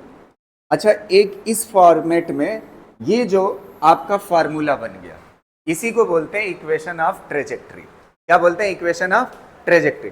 अब आप देखिए, इसमें x जानना, मतलब x जानना होता था तो ये वाली इक्वेशन थी ना, और y जानना होता था तो ये वाली इक्वेशन थी ना। ये इक्वेशन का फायदा क्या है, अगर आप x जानते हो तो y बता सकते हो, समझ आ रही ना बात? आप अगर कौन सा कोऑर्डिनेट जानते हो x, तो आप इसका कौन सा कोऑर्डिनेट बता सकते हो y। जैसे पार्टिकल यहां पे होगा तो यहां से ये क्या कहलाएगा x और ये क्या कहलाएगा y। अगर x की वैल्यू ये रखोगे इस इक्वेशन में तो y अपने आप आ जाएगा। समझ आ रही ना बात? तो अभी तक x और y कैसे जानते थे, अलग अलग। अब क्या है, x और y में से कोई एक पता हो तो दूसरा क्या हो जाएगा, पता चल जाएगा। इसी को क्या बोलते हैं, इक्वेशन ऑफ ट्रेजेक्ट्री बोलते हैं। अब एक इंपॉर्टेंट चीज ये है कि कुछ क्वेश्चन इससे बड़ी जल्दी निकल आएगा, समझ आ रहे हो, और इसकी एक और इक्वेशन बना लेते हैं जिसको याद रखना क्या हो, आसान हो। समझ आ रही ना बात? तो दोनों इक्वेशन आपको याद रखनी होगी। कभी क्वेश्चन इस वाले से जल्दी से आ जाएगा और कभी उस वाले से जल्दी से आ जाएगा। समझ आ रही ना बात? तो है तो एक ही इक्वेशन, लेकिन इसके आगे और सॉल्व करते हैं, ध्यान से देखिएगा। एक मिनट, एक ये हो गई। अब y is equal to X tan theta, X tan theta minus half G X square ना, डिवाइड बाई यू स्क्वायर। अच्छा मैं एक काम करता हूँ, कॉस थीटा को तोड़ देता हूँ, कॉस थीटा को तोड़ता हूँ और cos theta into cos theta लिख लेता हूँ। लिख लिया, कोई दिक्कत, अभी वही लिखा हुआ है। और बाकी एक काम करता हूं मैं, मुझे कुछ यहाँ पे दिख रहा है बनता हुआ, वो चीज मैं आपको बता रहा हूं। एक मिनट रुक जाइए, यहाँ पे कुछ बनता हुआ दिख रहा है। अगर मैं साइन थीटा से मल्टीप्लाई कर दूं और साइन थीटा से डिवाइड, कोई फर्क पड़ेगा? साइन थीटा से मल्टीप्लाई और साइन थीटा से क्या, डिवाइड। अच्छा ईमानदारी से बताइएगा, ध्यान से सुनिएगा, ये कितना है, two you square cos theta sine theta, और ये जो जी ऊपर है इसको नीचे ला सकते हो। ये जानते हैं किसी का फार्मूला है, कौन सा formula, two you square sine theta cos theta upon g. किसका फार्मूला होता है, रेंज का। रेंज का फार्मूला यही होता है ना, यू स्क्वायर अपॉन जी। और ये कितना होता है, साइन टू थीटा को क्या लिख सकते हो, two sine theta into cos theta. देखिए वही है कि नहीं है, ये टू टू हो गया, यू स्क्वायर हो गया, sign theta cos theta sine theta cos theta, और ये जी जो ऊपर है वो कहाँ आ जाएगा, नीचे। तो इतना हिस्सा कितने के बराबर है बताइए, रेंज के बराबर। तो y इज इक्वल टू कितना हो जाएगा, x टेन थीटा, और यहाँ पे कितना हो जाएगा माइनस, ये पूरा हिस्सा कितने के बराबर है बताइए, sine theta divide by cos theta कितने के बराबर हो जाएगा। अरे यार कितने के, sine theta divide by cos theta कितने के बराबर हो जाएगा, टेन थीटा। और क्या बच रहा है यहाँ पे, एक्स स्क्वायर, और डिवाइड में क्या आ जाएगा, ये बाकी जगहों पे, बाकी चीजों की जगह पे क्या आ जाएगा, रेंज। ये हो गया फार्मूला, समझ आ रहा? अब इसमें मैं क्या कर सकता हूँ, क्या चीज कॉमन ले सकता हूँ, एक्स टेन थीटा कॉमन लो, क्या बचेगा यहाँ से क्या बचेगा, वन, यहाँ से क्या बचेगा, एक्स, यहाँ से क्या बचेगा, आर। ये फार्मूला देखिए कितना आसान है याद रख, समझ आ रही ना बात? उसी फार्मूले को मैंने बना दिया इधर, ठीक है। तो मेरा कहने का सेंस ये है, इक्वेशन ऑफ ट्रेजेक्ट्री ये भी है और ये भी है, समझ आ रही ना बात? इसमें भी x की वैल्यू रखोगे तो क्या मिल जाएगा, y। इसमें भी x की वैल्यू रखोगे तो क्या मिल जाएगा, y। लेकिन न्यूमेरिकल सॉल्व करने के लिए आप कोशिश करिएगा, इसको भी याद रखिएगा और इसको भी याद रखिएगा। तो इसमें फायदा क्या होगा, कुछ न्यूमेरिकल इससे तुरंत आंसर दे देंगे और कुछ न्यूमेरिकल इससे तुरंत आंसर दे देंगे। समझ पा रहे हो ना? कर ले जाओगे, कर लीजिए इसको। तो ये दोनों इक्वेशन आपको याद रखनी है जो ब्रैकेट के अंदर है, ठीक है।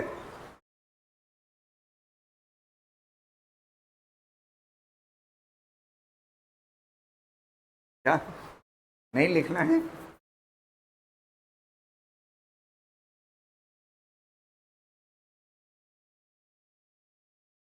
कैसे लिखना है वो मत भूलना। पहले ये कराया, x निकलवाया, फिर ये क्या था y, फिर यहाँ पे टाइम की जगह पे पुट किया, ये इक्वेशन बन गई। फिर उसके बाद मैंने यहाँ पे साइन थीटा से मल्टीप्लाई और डिवाइड किया, फिर उसके बाद इस इक्वेशन को हमने बताया, ठीक। जल्दी लिखिए फिर आगे बताते हैं।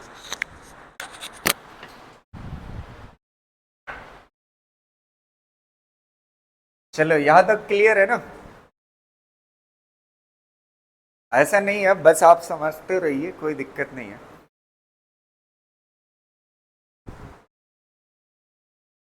यहां तक क्लियर है ना?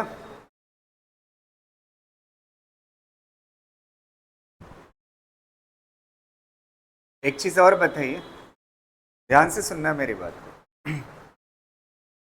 ये एक इक्वेशन है, इक्वेशन ऑफ ट्रेजेक्ट्री, एक ये है ना, इसको, ये जो बन रही है ना इक्वेशन, ये वाली, ये इसी से बनी हुई है ना। तो अब आप देखिएगा, ध्यान से बढ़िया से समझिएगा। y इज इक्वल टू, ऐसे लिख सकते हो, ये जो tan थीटा है ये एक कांस्टेंट है, इसको मान लो a। क्या मान लो? एक मिनट, इधर देखो, ये जो tan थीटा है इसको क्या मान लो? a। तो कितना हो जाएगा? ax, और बीच में क्या है? माइनस, बीच में क्या है? माइनस। अच्छा ये क्या है? X square. क्या है?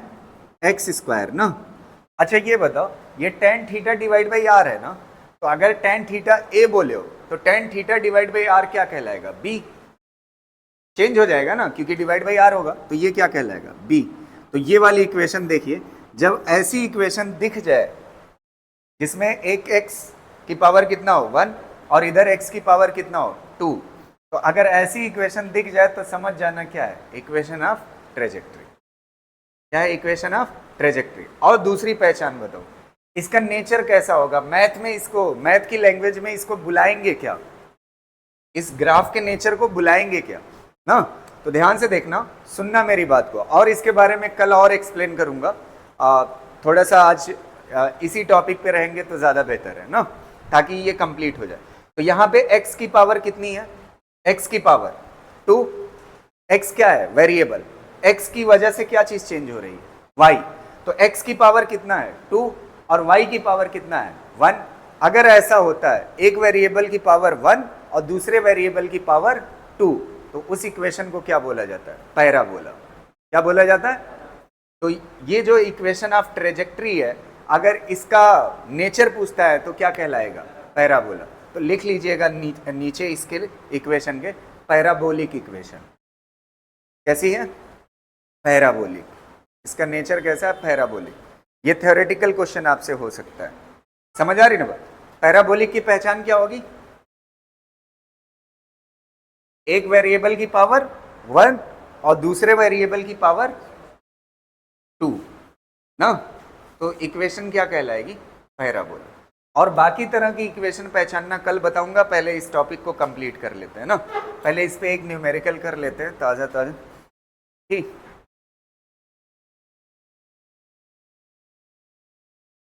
देखिएगा, बताइएगा, ठीक है, इस क्वेश्चन को।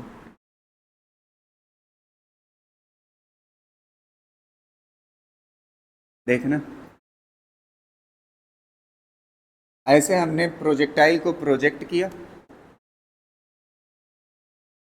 और यहाँ पे कोऑर्डिनेट दिया हुआ है r/4,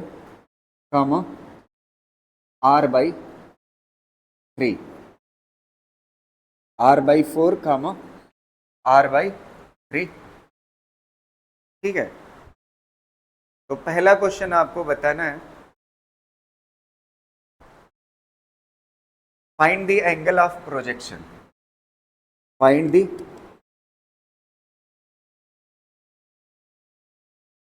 angle of projection.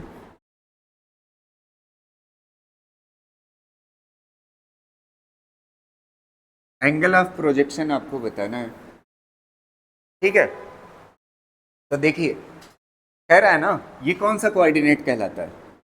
Question को सॉल्व करने के लिए हम जा रहे हैं, ये वाला कौन सा कोऑर्डिनेट कहलाता है? एक्स, और ये क्या कहलाता है? वाई। आपको एक्स और वाई कोऑर्डिनेट दे दिया। कह रहा है जब एक्स कितना है? r/r क्या है? रेंज। r क्या है? ये जो है, ये रेंज के फॉर्म में दिया हुआ है। r क्या है? रेंज। तो कह रहा है जब x कोऑर्डिनेट रेंज का कितना है? चौथाई है, तो y कोऑर्डिनेट उस वक्त कितने के बराबर है? r/3 के बराबर। कितने के बराबर? r/3 के। तो एंगल ऑफ प्रोजेक्शन बताइए क्या होगा? तो एंगल ऑफ प्रोजेक्शन निकालने के लिए कौन सा फार्मूला, सेकंड वाला फार्मूला, लास्ट वाला फार्मूला क्या पड़ा है, y is equal to X tan theta 1 minus X by R होता है ना। अब आप देखिए किसकी किसकी वैल्यू दी हुई है, x की वैल्यू कितना है और y की वैल्यू कितना है, r/3। यहां पे x की वैल्यू पुट कर दो, टेन थीटा निकाल दो, आ जाएगा। करके देखिए कितना आएगा।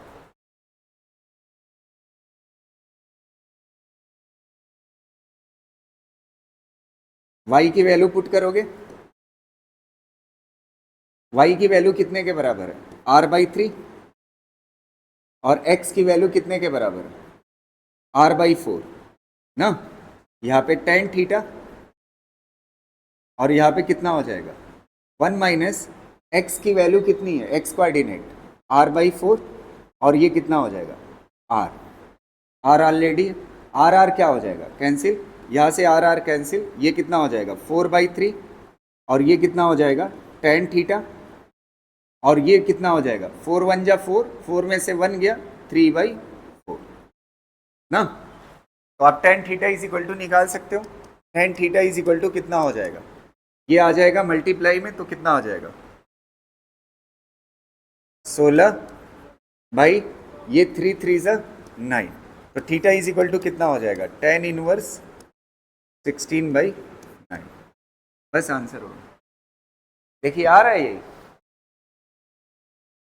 कैसे किया है, ये फार्मूला था हमारा, y कोऑर्डिनेट कितना दिया था r/3, x कोऑर्डिनेट कितना दिया था r/4, रख दिया, r से क्या हुआ कैंसिल, और यहाँ पे टेन थीटा, यहाँ पे 1, यहाँ पे माइनस x की वैल्यू कितना दिया हुआ था r/4, और ये r पहले से था, r कैंसिल हो जाएगा, तो ये कितना बचेगा 1 माइनस 1/4।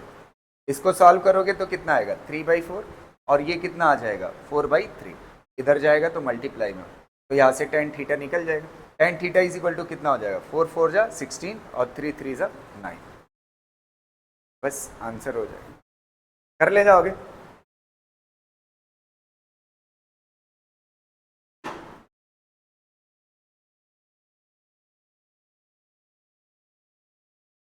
यहाँ पे हमने पार्टिकल को प्रोजेक्ट किया 45 डिग्री पे, कितने पे किया, और यहाँ पे पोजीशन कोऑर्डिनेट कोई दिया हुआ है 20, 10, कितना दिया हुआ है पोजीशन कोऑर्डिनेट 20, 10, और आपसे पूछ क्या रहा है, find the range and initial velocity. Question क्या है, find the range and initial velocity, या वेलोसिटी ऑफ प्रोजेक्शन कह लीजिए।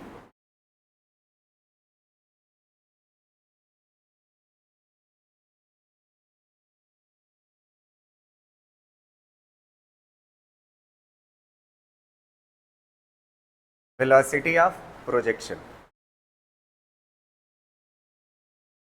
x की वैल्यू कितना दी हुई है, x कोऑर्डिनेट कितना है 20, और y कोऑर्डिनेट कितना है 10, और एंगल ऑफ प्रोजेक्शन कितना दिया हुआ है 45। तो बस वो वाली इक्वेशन लगा दो, y is equal to X tan theta 1 minus X by R ना।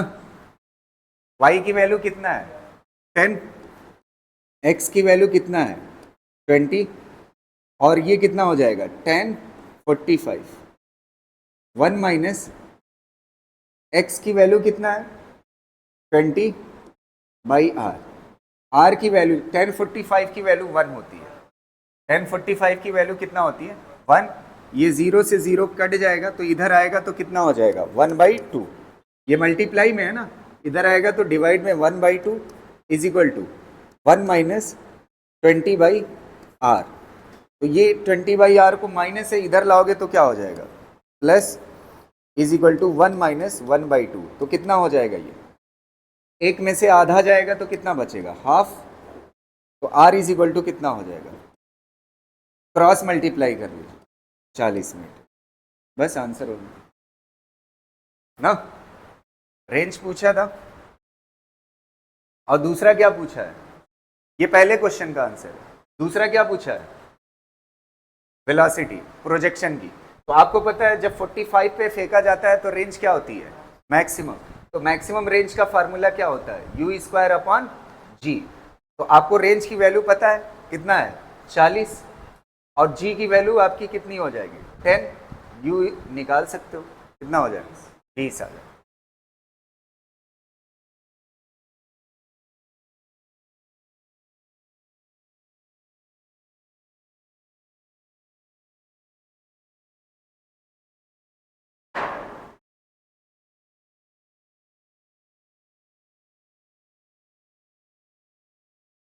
ये वाला क्वेश्चन देखिए, A projectile is projected at angle of 45 degree 8 meter away from the foot of the wall, just touches the top of the wall and falls on the opposite side at distance of 4 meter away। ना, एक building है यहाँ पे, ध्यान से समझिएगा, ये building है,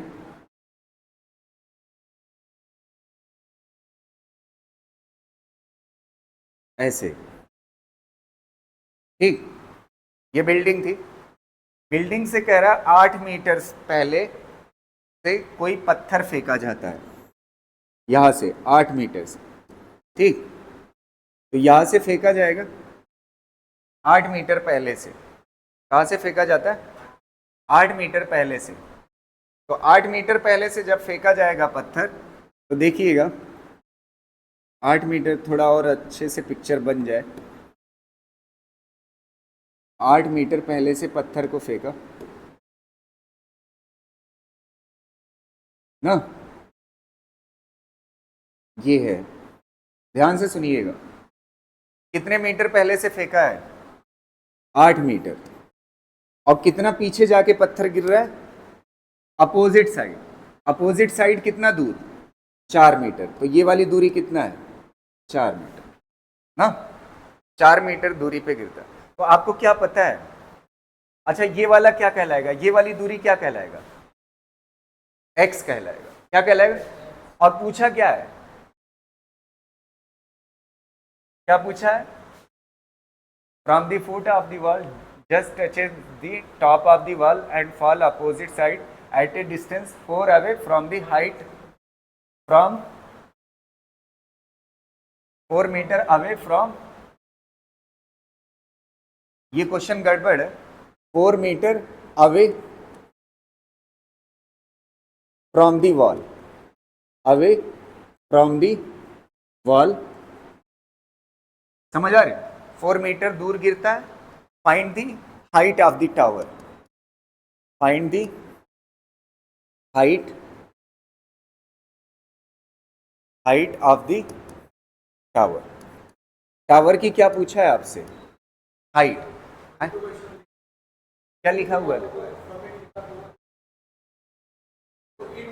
नहीं, उससे कंफ्यूजन पैदा हो रही थी, उसको हाइट ऑफ दी वॉल से 4 मीटर ना, तो वो गड़बड़ हो रहा था, समझ आ रही ना, इसलिए मैंने उसको सही कर दिया ताकि आपको कंफ्यूजन ना आए। समझ पा रहे हो ना, क्वेश्चन क्या हुआ, 4 मीटर अवे गिरता है, 4 metre away from the wall, wall से 4 मीटर अवे गिरता है। तो अब आपसे कह रहा है ये जो वॉल है ना, इसकी हाइट कितनी है। तो एक बात बताइए, ये जो हाइट है ये h पूछ रहा है, वॉल की हाइट पूछ रहा है ना। अच्छा, आपको ये वाली चीज क्या कहलाएगी, x ना, ये वाली चीज क्या कहलाएगी, x कितने के बराबर है, 8 के बराबर। और क्या पूछ रहा है, y, और आपको रेंज भी तो पता है, रेंज कितने के बराबर है, 8 प्लस 4 क्या कहलाएगी, ये पूरा क्या कहलाएगी, रेंज। तो अब आपको मैं अब इससे ज्यादा और क्या कर सकता हूँ, y is equal to formula क्या होता है, x tan थीटा, और यहाँ पे क्या होता है 1 माइनस कितना होता है, x बाई r होता है ना।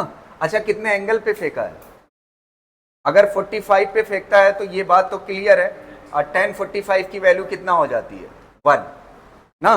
तो y is equal to, y क्या है, बिल्डिंग की हाइट, x की वैल्यू कितना दी हुई है 8, और 1, x की वैल्यू कितना 8, और रेंज कितना है 12। इसको सॉल्व करो, आ जाएगा आंसर।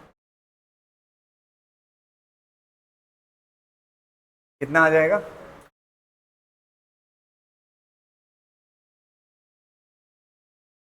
ये 4 से कट जाएगा ना, इसको काट लो, ये कितना हो जाएगा? 4 2 जा, 4 3 जा ना, तो कितना आ जाएगा? 8। और ये कितना? 3 1 जा 3, 3 माइनस 2 करोगे तो कितना हो जाएगा? कितना हो जाएगा? 8/3। हाइट कितना आ जाएगी? 8/3 मीटर। कर ले जाओगे?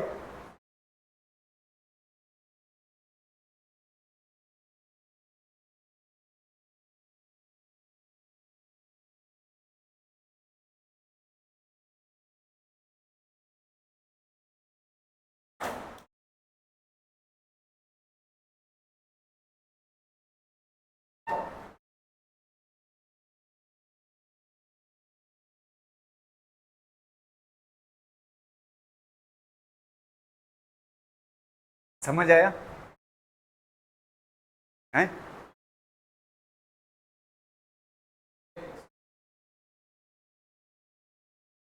बिल्डिंग की हाइट पूछा है ना, तो बिल्डिंग की हाइट पूछा है तो ये एक्स ही तो है। समझ आ रही ना बात? क्लियर रहेगा ना? किसी को ये बात कंफ्यूज कर रही है? एक्स की वैल्यू 8 कैसे होगी? नहीं ना? है क्या? क्या? आसान है ना? हाँ, देखो, अगर मैं आपको बताऊं, ये वाली इक्वेशन जो है ना, ये वाली इक्वेशन कब के लिए है? जब किसी पत्थर को ऐसे यहां से फेंको ऐसे, ठीक है, तो अगर ये वाली हाइट यहां पे जानना चाहते हो h, तो ये वाली जो डिस्टेंस होगी वो क्या कहलाएगी? x कहलाएगी। और h क्या है? y ना। तो ये यहां पे हाइट जानना चाहते हो ना? समझ पा रहे हो ना? अच्छा, अगर बिल्डिंग यहां पे होती, एक मिनट, ये टोटल कितना है? 12। अगर बिल्डिंग बीचों बीच होती 6 पे, तो x की वैल्यू कितना होती? 6 होती। और y की वैल्यू बताते यहां से कर।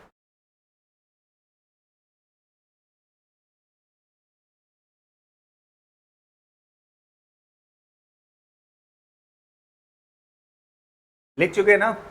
होमवर्क लीजिए, होमवर्क। और जो लोग वैसे देख रहे हैं इसका आंसर कमेंट करेंगे, ठीक है?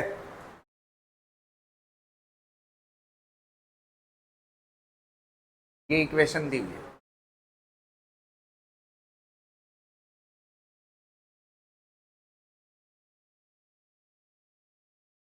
अभी तक जितने क्वेश्चन थे ना, दूसरी वाली से x tan थीटा से निपटा दिए थे ना, इस बार उससे पहले वाली जो इक्वेशन होगी उससे जल्दी आंसर आएगा इसका। समझ आ रही ना बात? और कंपैरिजन पे क्वेश्चन है, कोई गूगल करके नहीं लाएगा इसका आंसर। पता चला गूगल से करके और फिर उसके बाद, हाँ, एक क्वेश्चन ये करके लाना है होमवर्क के लिए, और एक क्वेश्चन और दे रहा हूं, 2 क्वेश्चन, ठीक है? आपको प्रोजेक्टाइल 4 क्लास में पढ़ाया है, जो पहला बैच चल रहा है उसको 5 क्लास में पढ़ाया, तो थोड़ा सा इसमें ज़्यादा आधे घंटे मैंने लिया, मतलब उसमें एक क्लास ज़्यादा थी, इसमें एक क्लास कम थी, तो इसलिए एक्स्ट्रा पढ़ाना पड़ा। समझ आ रही ना?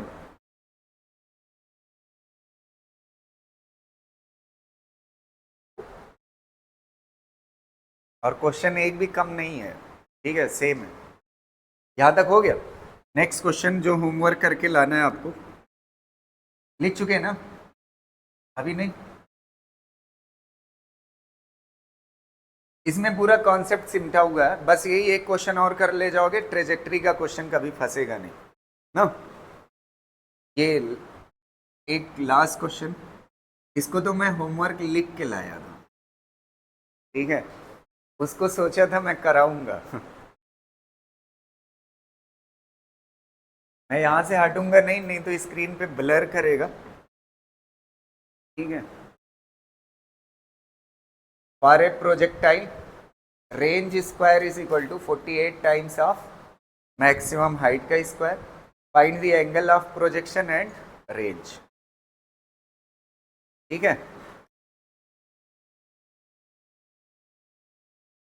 क्लियर रहेगा। आप रेंज का फार्मूला जानते हो और एंगल ऑफ प्रोजेक्शन बताइएगा। ठीक है, और जो लोग यूट्यूब से देखेंगे कमेंट करेंगे। ठीक, ठीक है, थैंक यू सो मच।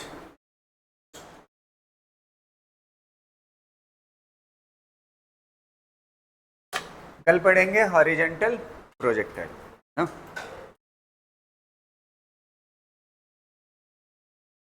अभी तक जो ये टॉपिक था ना, ये किससे रिलेटेड था?